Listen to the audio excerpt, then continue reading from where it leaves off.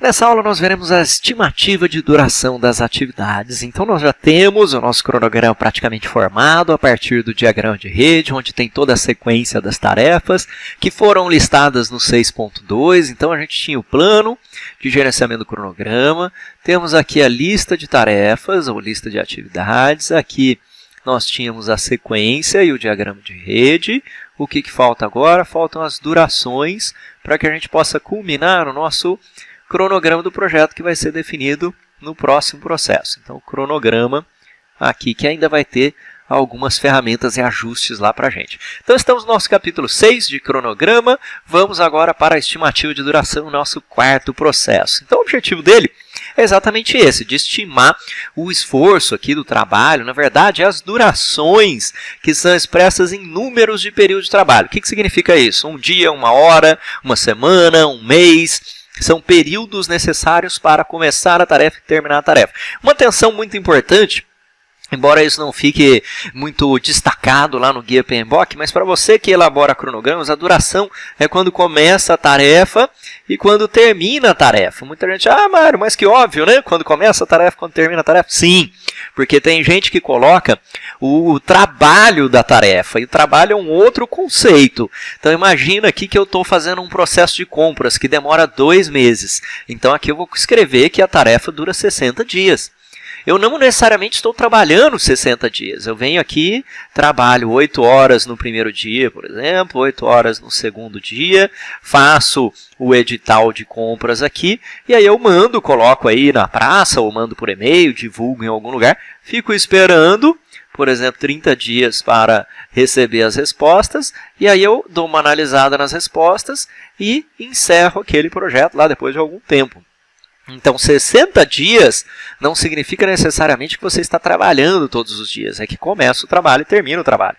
Da mesma forma, pode ser que eu tenha tarefas que o período é pequeno, ou seja, as durações são pequenas, mas tem muito trabalho. Então, eu poderia pensar, talvez, que eu estou fazendo uma determinada tarefa que demora 10 dias, mas que tem 20 pessoas trabalhando. Então, tem 20 pessoas. Se tiver 20 pessoas trabalhando 8 horas por dia cada uma, eu tenho aqui 160 horas por dia.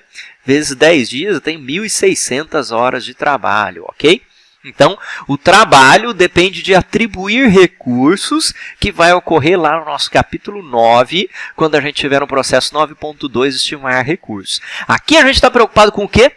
Duração. Duração é o período ou o número de períodos entre começar e acabar. Quanto tempo dura, né? Se você for pensar aí, a duração é quando você tem que começar e acabar algum negócio, ok? Então, para fazer um relatório, dura, por exemplo, 3 semanas, 21 dias. Significa que você está trabalhando todos os dias naquilo? Não, eu faço relatório, mando por e-mail, espero umas informações, marco uma reunião para daqui a 2 dias, trabalhamos 2 horas na reunião, depois fico esperando mais outra informação.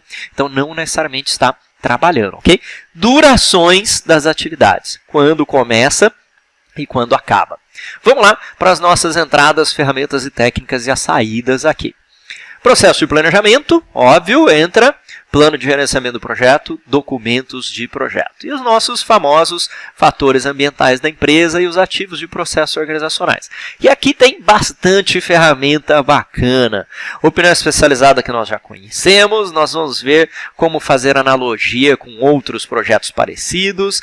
Vamos ver a estimativa paramétrica quando existir alguma relação de produtividade, vou falar disso.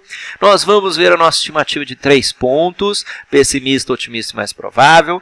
Vamos ver o bottom-up, que a gente pega cada uma das tarefas, depois agrega isso. Análise de dados e de reservas, tomada de decisão sobre essas estimativas nossas. E claro, né, vai ter bastante reunião da equipe para poder elaborar essas estimativas de duração. E o que vai sair desse nosso processo aqui? A própria estimativa de duração das atividades, mas é extremamente importante que você coloque a base das estimativas. Da onde veio aquilo? Não é chutômetro, tem que ter uma base de estimativas e atualizar os nossos documentos de projeto. O plano de gerenciamento do projeto, que você já conhece, são as nossas linhas de base, ok? E são os planos subsidiários. Então, linhas de base e os planos subsidiários. São os planos de cada uma das nossas áreas. Nos documentos de projeto, é muito importante você se ligar nisso aqui. A gente já recebeu a lista de atividades, a lista de atributos das atividades, a gente tem a EAP, dicionário da EAP, mas aqui começa a aparecer alguns documentos que a gente ainda não viu. Por quê? Porque eles vão vir lá do nosso gerenciamento dos recursos, que é o capítulo 9, vão vir lá do nosso gerenciamento dos riscos, que é o capítulo 11. Por quê? Porque eu faço as estimativas aqui e depois eu vou precisar verificar se está de acordo com os recursos. Quer dizer, na hora que eu tiver o calendário dos recursos, eu vou saber que eu tenho 1 pedreiro, 2 pedreiros, 10 mil pedreiros. Dependendo da quantidade de recurso disponível, eu posso ter que modificar a minha estimativa de duração. Dependendo dos riscos, posso ter que modificar. Então, nesse primeiro momento, a gente ainda não tem acesso a esses documentos, porque não passamos por aqueles processos, que nós veremos nos próximos módulos. Mas você voltaria aqui antes de fechar a sua base de estimativas. Ok? Fatores ambientais da empresa, métricas de produtividade, por exemplo, não dá para eu simplesmente querer colocar uma produtividade de um processo nos Estados Unidos automatizado com pessoas especializadas, se isso não existe. Então aqui, condições de mercado e condições comerciais publicadas, é a sua limitação. Talvez a produtividade nos Estados Unidos seja maior, no Brasil menor, na África menor, então isso aqui é algo que você vai ter que considerar como um fator ambiental. Ativos de processos organizacionais. Eu tenho calendários passados, eu tenho lições aprendidas, eu tenho informações históricas, qualquer informação que eu queira utilizar como inteligência da empresa, posso lançar mão aqui nos meus ativos de processos organizacionais, ok? Vamos lá para as ferramentas e técnicas, onde vai ter novidade aqui para você, né? Opinião especializada, basta perguntar para quem sabe mais que eu, interna ou externa. O que é a estimativa análoga? Preste muita atenção.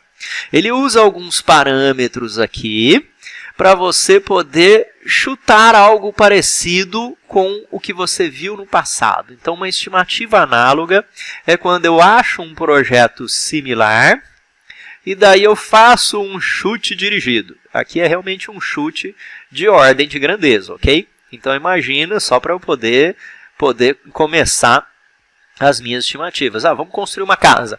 Pô, já construí 3 casas nos últimos anos. Ok, uma casa demorou mais ou menos 4 meses, a outra demorou 6 meses, a outra demorou 4 meses. A minha é parecida com a maiorzinha, então vou chutar 6 meses aqui. Isso é uma estimativa análoga. Eu já construí um prédio de 12 andares no ano passado e demorou 8 meses. Agora eu vou construir um prédio de 15. Então, eu imagino que vai demorar uns 9. Você tem a ordem de grandeza ali do passado.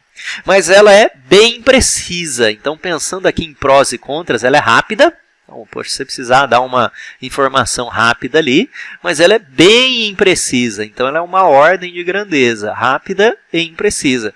Mário, quanto tempo demora para implementar o Project Server, por exemplo, que é uma coisa que faz parte do meu dia a dia? Eu vou te dizer, em torno de 3 meses, talvez pouco mais, pouco menos. Mas é completamente impreciso, porque eu não sei quais são todos os detalhes da sua empresa. Deveria coletar muito mais informações ali para daí poder dizer para você, olha, com todas essas características levantadas, a gente tem que o seu projeto de implantação do Project Server vai demorar, na verdade, digamos, 5 meses e 10 dias, por exemplo. Ok? Então, uma estimativa rápida, uma estimativa imprecisa. Nós temos a estimativa paramétrica, que usa uma relação estatística de variáveis, ou usa uma relação aqui de produtividade, uma relação matemática, né? O que significa isso? Por exemplo, se eu sei que um pintor é capaz de pintar 10 metros quadrados por dia, e eu preciso pintar uma fachada de 1000 metros quadrados, vai demorar 100 dias. Se eu sei que, por exemplo, para poder fazer 10 testes demora 1 dia, e eu tenho 100 testes, vai demorar 10 dias. Então, a estimativa paramétrica é simplesmente você multiplicar alguma coisa por uma relação de produtividade. Então, eu vou dizer que para poder fazer 1 quilômetro de rodovia, eu demoro 45 dias. Se eu quero fazer 100 quilômetros, multiplico 100 quilômetros pelos 45 dias, ok? Isso é uma estimativa paramétrica. Ela é mais precisa, ela continua sendo rápida, mas nem sempre vai estar disponível. Ah, Mário, eu quero desenvolver um novo produto. Qual é a estimativa paramétrica? E pode ser que você não tenha parâmetro.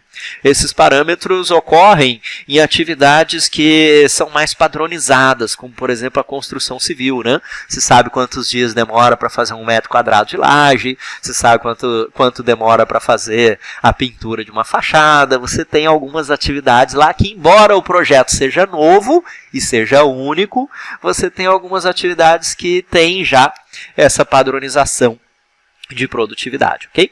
A gente tem a tomada de decisão, porque muitas vezes, nem sempre, né, vai acontecer de você ter unanimidade na escolha da duração. Então aí eu posso ter a maioria, posso ter a pluralidade, ou uma pessoa que decide sobre a duração. Vou utilizar a análise de dados, que seria a análise de reservas. Então posso incluir reserva de contingência para riscos, buffers ou reservas de tempo para considerar as alterações em termos de incertezas do projeto ou os nossos riscos do projeto. A gente vai falar sobre essa análise de reservas aqui com muito mais profundidade no nosso capítulo 11, onde teremos técnicas para poder identificar o tamanho da reserva a ser considerada.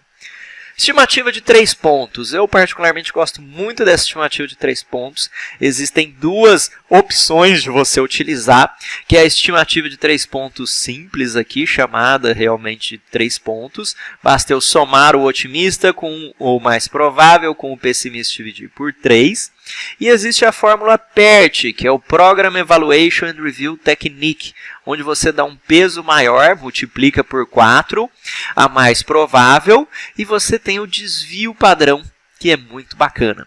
Então a estimativa pode ser aperfeiçoada aqui com incertezas e riscos, onde nos traz essa ideia de ter 3 estimativas, a mais provável, a otimista e a pessimista. Existe o padrão de cronogramas do PMI, de scheduling, que fala bastante sobre isso. Por quê? Porque se eu não sei exatamente quanto tempo dura para pintar o meu escritório, eu posso ter uma ideia, né? Então eu sei qual que é o tamanho da minha sala, vamos dizer, demora no máximo, vai durar 2 semanas para pintar. Não tem como o cara pintar em um dia, não dá para ele pintar em um dia, tem que passar 2 demãos, tem que fazer alguma limpeza, enfim. Então o mínimo seria ele pintar talvez em 3 dias. E eu posso pensar no mais provável quando eu já repeti aquilo lá várias vezes. Então, a maior parte das vezes que eu pintei o meu escritório nos últimos anos demorou em torno de 8 dias. E aí você consegue ter uma estimativa aqui com um pouco mais de precisão. Então, a estimativa de 3 pontos considera otimista, pessimista e mais provável. Uma faixa de incerteza aqui que é bem bacana, né? Eu vou ter a minha média aqui, que é dado por esse E do valor esperado, e eu tenho um intervalo de confiança, quer dizer, dentro de um desvio padrão, eu tenho aqui 68% de chance de estar lá. Então, digamos que deu 8 dias a pintura da minha sala, mais ou menos 1. Eu tenho 68% de chance de estar entre 8 dias menos 1 dá 7, 8 dias mais 1 dá 9 dias, de estar entre 7 e 9 dias. É uma ferramenta muito bacana de estimativa, bastante utilizada.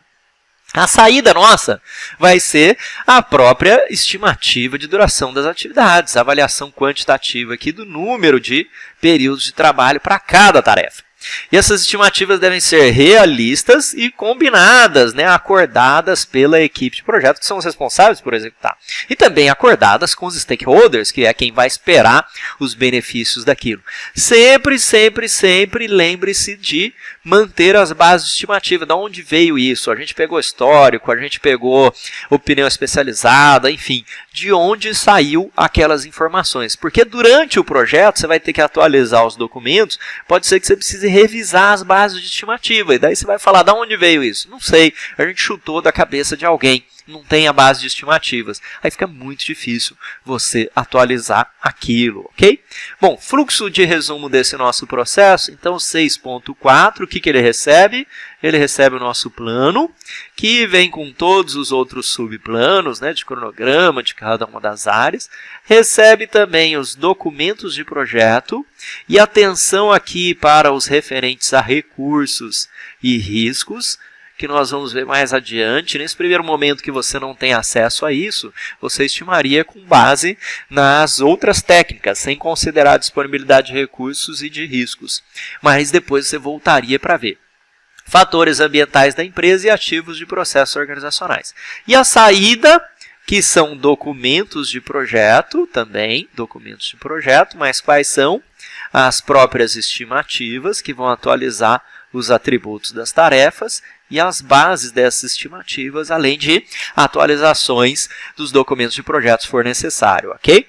Um grande abraço e até a próxima aula.